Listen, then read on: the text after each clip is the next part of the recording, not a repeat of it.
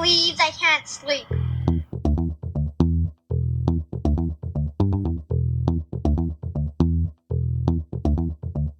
It's time to listen to Courtney at last on the Ramblings of an Insomniac podcast.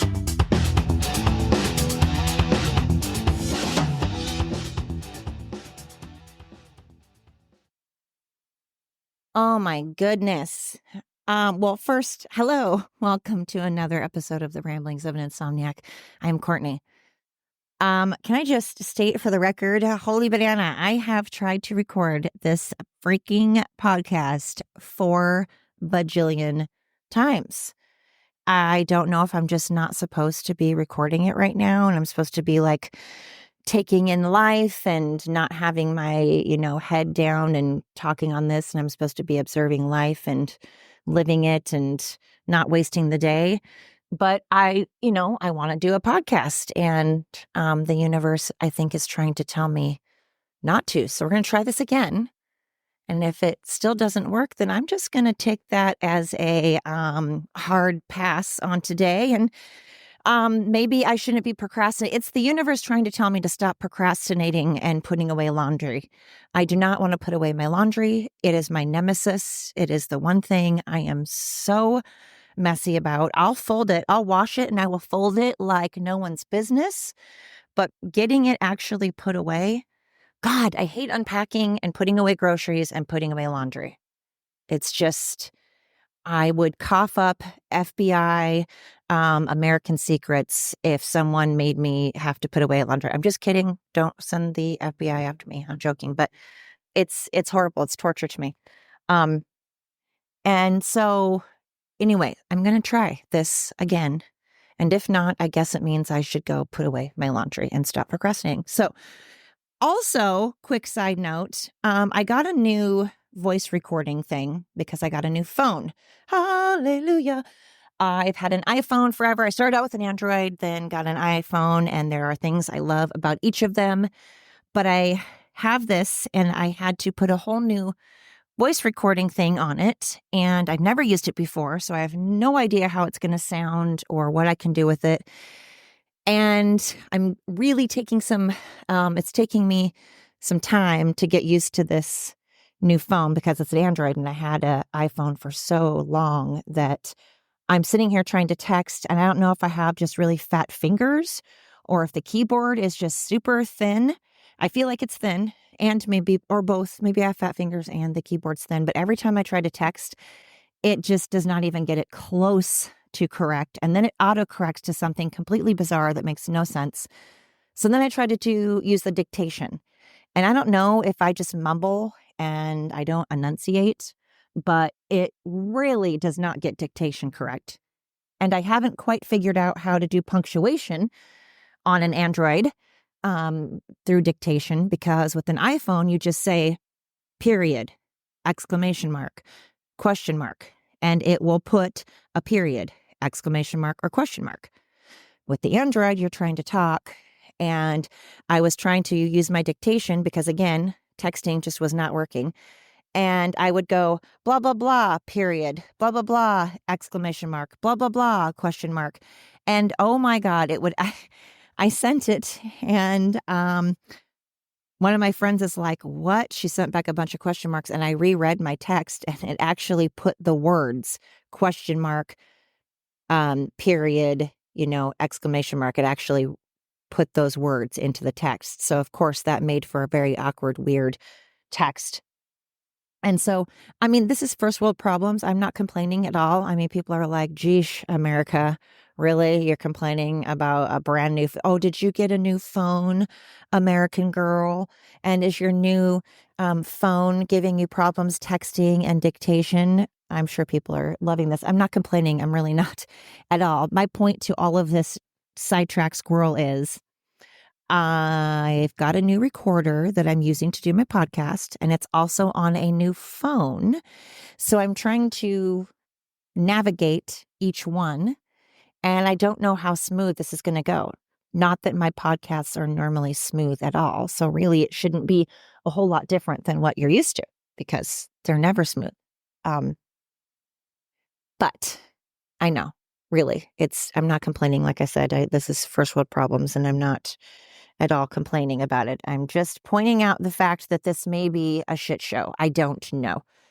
But hello. Gosh, I was sitting outside, and this is a little frustrating because when I go back to work on Thursday, the weather for May is supposed to be between 72 and 83 for the next like 10 days. And of course, they start on the days that I work. But again, I'm not complaining because today has been rainy and sunny. It's kind of been doing both, which, we need both, right? Balance. I always say balance is good. So we need a sun. We need the sun. We need a little rain. We need a little mix of each. But it's weird because here in Oregon, sometimes you can have snow in May. Sometimes you can have it be 80 something degrees in May. Sometimes you can have torrential downpour. Sometimes you can have hail, ice, snow, and sun all in one day. That's just, we always say in Oregon, no matter where you are in Oregon, people will go, how's the weather? Well, whatever it's doing right this moment, but it could change in 10 minutes. Ask me again in 10 minutes, especially if you're from the coast. So on that note, hey, this is a pretty good segue, if I do say so myself. On that note, what's been keeping me up? What are some things keeping me up? Moving.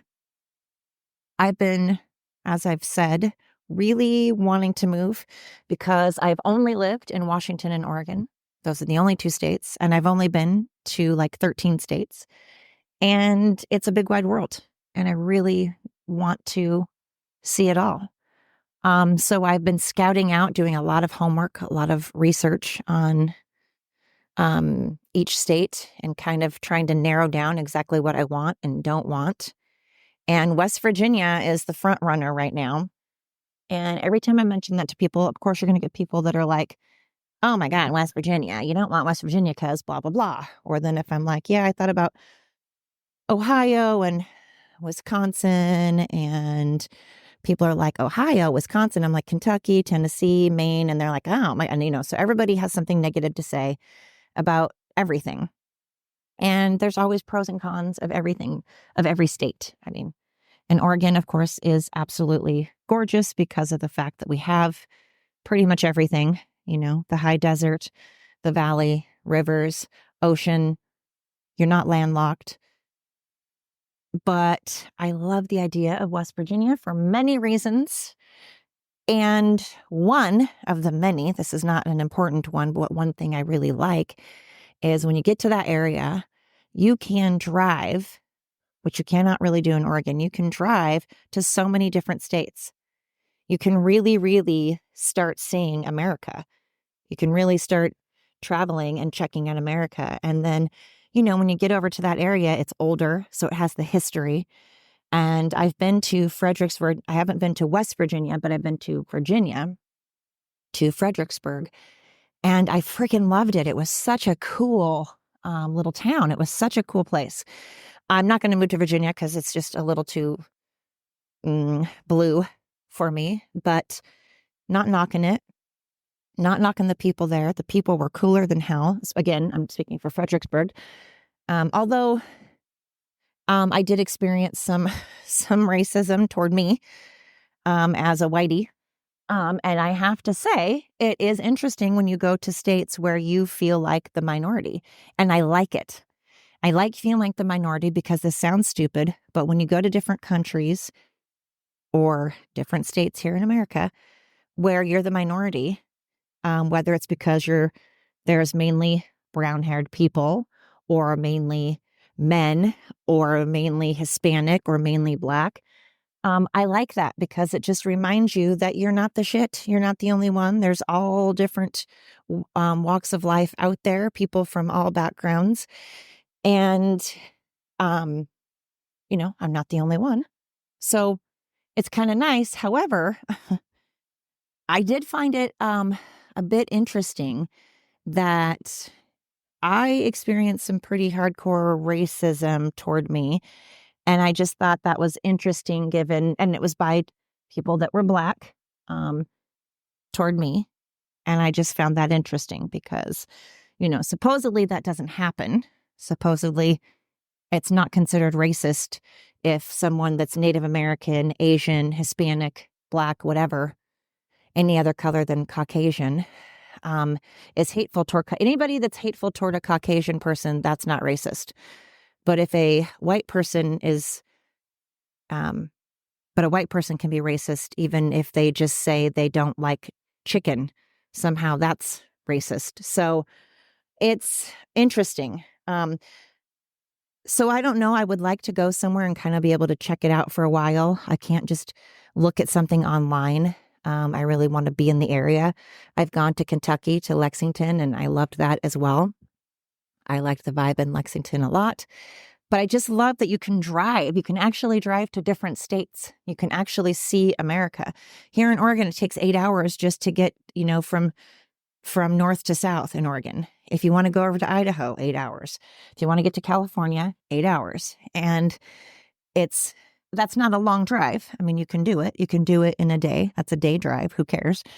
But then you take the entire day, which means you have to have a couple of days to be able to go see the place that the state that you're visiting. It just makes it a longer trip. Whereas when I was with my friend in Lexington, we tootled on over to Ohio and we tootled on over to Illinois just so I could say that I'd been there. And Ohio was pretty cool too. I like it, but everyone's like, oh my God, the bugs are gigantic and the humidity. But when I went to Virginia, granted, it was in April and May, end of April, beginning of May. So I'm sure it wasn't even close to at its most humid because obviously it wasn't summer yet. But I've been to New Orleans, Mississippi, and now Virginia in May. And holy hell, what is happening? What is going on?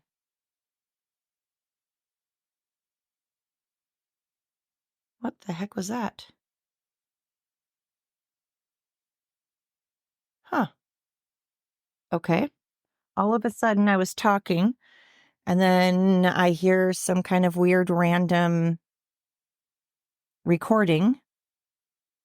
Okay. Anyway, so people were very, so I've gone there and I didn't find it humid, but again, I know that's May and it's not in the summer. So who knows? But every state has its thing. Some states have hurricanes, tornadoes, and wildfires and all of that. I tried to look at Idaho and Wyoming, and I really, really wanted to get into Idaho and Wyoming. And I think they're beautiful in their own right. But it's just so flat. It's just so flat. And I'm sure the skies at night are amazing. And of course, Wyoming, you've got Yellowstone and stuff. So it's not all flat, I'm aware, but it was tumbleweeds. And I wanted to like it because land is so much cheaper there. But anyway, so what's keeping me up though is I have all these things and I really want to do a dog rescue. But I really do not want to leave my family. And I don't want my family to have to make a choice between following me to wherever I go and uprooting their entire family. And then that would mean they're leaving their other side of the family, their dad and my son's girlfriend's family is there. So her kids would be leaving their dad and their grandparents and their aunt and my grandson would be leaving his grandfather and uncle and stuff. And then my son would be away from his dad. And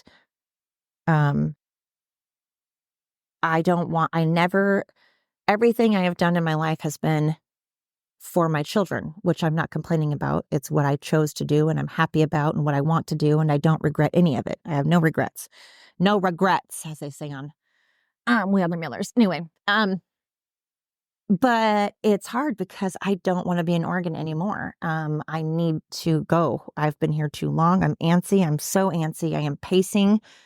I feel like a crackhead that just keeps itching themselves and picking at a scab. I just feel like that's the mindset I'm at, where I'm just like this meth head that is itching themselves and picking at a scab and pacing and all, fidgety, because I've been here my entire life. And that's great for so many things.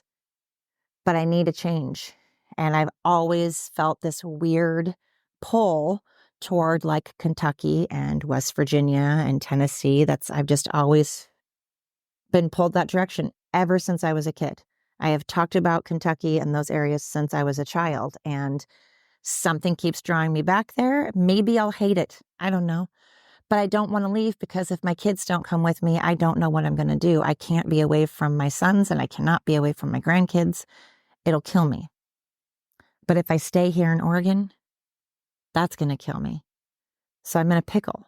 And we're in a position that I could move somewhere else and start a dog rescue, which is what I wanted to do forever. And there are dogs out there that really, really they need someone. They need help. And I can't save every dog, but I can help. And I'm not getting any younger, so I can't just keep putting this off. I have to make a decision. I have to. And then I feel like I am totally putting our customers out. And I've been staying because I don't want our customers to have to go through another change and go through new people again because they're trusting someone with their dogs. They're dogs that are their family that they love, and they're trusting us. And now they'd have to get used to new people. And that's hard because I've been around for 6 years and they know me and they know that their dog is in good hands. So I don't want to leave them because I'd feel bad. And I don't want to leave my boss, the new owners, because I'd feel bad because they just bought the place and they need someone there. And if I left, that would also mean that my boyfriend and my son were leaving. Or actually, my son might stay. Who knows? So they'd have to find 2 to 3 new people. Well, there's only 5 people that work there. So that's not good. And then I feel bad. And so I don't want to leave because I don't want all these people to be put out. But then I'm like, okay, I keep doing that my whole life. I don't want other people to be put out. So then I don't want to say make myself miserable because of course I'm not miserable at all being around my family. I would die without my family. So I'm not miserable being around my family. I've never felt like Oregon is my state, you know? Again, it's beautiful. She is a good looking state and she rivals. I mean, I haven't been to all the states, but for what I've seen in pictures, she's up there. But, I want to do my dog rescue and I want to move. I need to change. I'm antsy. I'm going bananas but I'm going back and forth and I think I have an ulcer. I feel like I have an ulcer. I just keep going back and forth and then I'm like, well, God, if my kids could move with me, how amazing would that be? But then I'm like, Jesus, now they're making a gigantic decision. And now I don't want their family to be away from them because now their family's away from them. And that's not fair.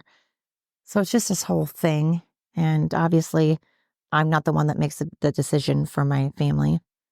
I can only make that choice for me.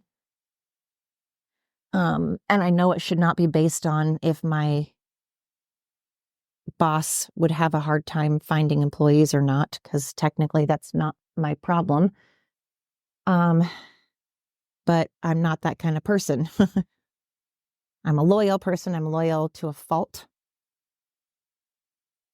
So that's something keeping me up. I am just really wrestling with that and I'm struggling. And so I keep thinking, all right, if it's meant to be, will just happen. All the cards will fall into place.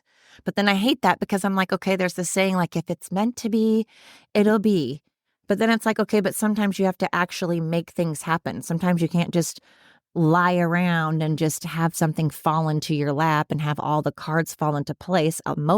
More often than not, you have to actually make things happen. If you want something to happen, if you want something out of life, if you have a goal, then you have to actually go out and work for it. You have to start going out and getting it. So then I'm like, maybe I just need to pull the trigger. And that's usually how I operate. I'll do my research. And once I've done my research, then I'm like, it's go time. Let's go. Let's do this. Pull the trigger. And I'm like, I'm out of here. Selling everything. Let's go. Get in the car and road trip. And here we go. Like, I love that. That is how I am. I'm a planner in the sense that I'll, like I said, research states and what they have to offer and all of these different things and what I need. And if it has it, then I'm like, all right. So, same with vacations. I can be super spontaneous, but I at least have to know what's around me. What are my options? What is around me? What are my surroundings? What are my options? What do I absolutely have to have at least around me? And what are some options I have? And then I can be spontaneous. And once I get there and I know that there are places to stay and availability, I'd like to book something at least the first couple of days. But then after that, I'm like, okay, now where we go or what days we go there, that's fine. But I need to research, see what my options are, see what's available. But I don't know what to do, and it's giving me a panic attack and an ulcer, and I don't know. So that's one thing. And again, my dog is panting in the background. That is one thing keeping me up. The other has been, golly, my dog is she's being very weird right now and sniffing the ground and scratching at it because I'm sure she smells who knows what out here. Anyway, the other thing that I've been thinking about is I was driving home the other day from the barn, and I'm like, man, I love this barn smell. And I had to go into Coastal Farm, which I should never be let loose in Coastal Farm unsupervised, or any kind of feed store or home improvement store like Home Depot, Lowe's, or any kind of feed store like Coastal Farm or Wilco, Tractor Supply, any of those places. I should be escorted out immediately. They should all have signs that say, if you see this person, just escort her out, because it's like my heaven. I could have my ashes spread in any home improvement or feed store type place, and okay, that'd be cool. But I went into Coastal Farm to try to look for some things, and I was like, hallelujah. And I just want one of everything. But I started thinking, man, when you have property, you have to get like actual equipment. Like you can't F around. Like you need real equipment and you need real stuff, and you have to know how to chop wood, and you have to know how to shoot a gun, and you have to know how to like fix stuff and like pretty much kind of be a plumber and electrician and do off-grid stuff just in case, because you never know. And but I was just thinking about how people were like, hey, don't move here because of this, or hey, don't see this movie because of that, or hey, don't believe this thing because of that, or hey, don't, in high school when people are like, this is the cool thing to wear, and this is the cool way to have your hair, or this is, what the cool kids listen to or what the cool kids do. I've just never, ever been a follower. That's not my gig. I'm not necessarily saying I'm a leader. In fact, I just prefer people I'm not a follower, but I also don't need people to follow me. I don't want to be a leader either necessarily. But then I started thinking about that. I'm like, so then what am I? And this is how I stand. And it's kind of funny because I was thinking this, I am incredibly good under pressure. And I never used to think I was. I used to always think I was so poor under pressure and did not do well under stress. And then I'm realizing I don't know why I ever said that, because actually that's pretty much the only time I do anything well is when I have a challenge. When someone's like, you are never going to be able to do that. I'm like, F you, watch me. Even if I don't want to do it, I'm like, now I'm doing it. Or they're like, you are never, ever going to be able to do XYZ. I'm like, oh, I'm doing XYZ, and I'm going to do XYZ like no one's done XYZ before. And if someone's like, this is what the cool kids wear in high school, if someone's like, these are the cool things to wear or watch or do, I'm like, yeah, if I like it, I'll do it. If I like it, I'll wear it. But I don't really give a flying fig what's cool. I just have always worn what I wanted to wear. I've always hung out with whoever I wanted to hang out with, regardless if they were considered popular or not. I went by if they were nice or not by if they were popular. And if I felt like drinking, I would drink. If I wanted to do a drug, I would do a drug. But never, in fact, the worst thing you could do is be like, here, try this. And if I'm like, no, I'm good, and someone's like, no, try it, and they keep trying to get me to try something, it just pisses me off. All that does is make me so angry. It does not, I've never given into that peer pressure thing. In fact, like I said, it just makes me more angry, and now I really won't do it. But my point is, it's interesting because I'm very good, and I never thought I was under, I've never ever done this before. And now's the very first time. Like, first time I ever drove a stick, I had no idea it was going to be a stick shift. And I had to pick up this Jeep Wrangler that was an old school stick shift. And this was, by the way, gosh, like in 2005 or something. But it was even old school for 2000, like it was like 80s old school. And the speedometer was broken, and I'd never driven a stick, and I had to get it from Seaside into Warrenton, and there was only 2 stoplights, and there really weren't any hills because I was going straight, but there was one tiny little hill, and I had to drive that, and somehow I did it. And I kind of always do that whenever I've never ever done something and it's a huge challenge and I'm all of a sudden thrown into something. I do it, and I do it usually pretty well. But God forbid you give me all the time and practice in the world and time to think about something and then say do it. No. Once my brain gets involved, once this brain of mine starts thinking, you don't want that. Nobody wants that, because I overanalyze. I will overthink, and nothing good comes of me using my brain. Gwendolyn, Elizabeth, come. Yes, good come, good girl. Yes, good come. Sorry. So when I'm just kind of thrust into it and I have to make a decision. So like if there is a huge emergency, I'm usually the one that's like, okay, here's what we're going to do. And then I got this. But God forbid someone's like, hey, can you go down and get me something to eat from the grocery store? I'll wind up probably way away from the grocery store and come back with God knows what. I get sidetracked so easily. It's bad. I can't do easy things, but hard things tend to be pretty easy for me, which makes me sound like I'm being an asshole and being cocky, and that's not how I mean it. It's just I never thought I was good at challenges, and I never thought I was good under pressure. But even in high school, when I had to run this track event and I had somebody run with me that was far better runner than I was. I mean, far better. But she ran with me and she paced me. And I ended up finishing with my best score ever because I didn't want her to. Obviously, she was going to beat me, but she wasn't trying to win. She was just there to pace me. And I had no idea how fast I was going. I had no idea that I was going faster than I usually do. I was just like, I am not going to because she stayed just far enough ahead of me. And I was like, oh, son of a bitch. And so, again, I didn't think I was competitive. Who knew? But I guess I am just not competitive over most things, but I'm competitive with myself. Again, something I've said on this podcast a million times. If I say it out loud, I'm probably not going to ever do it. I will probably never follow through. That's why I don't do the whole New Year's resolution thing.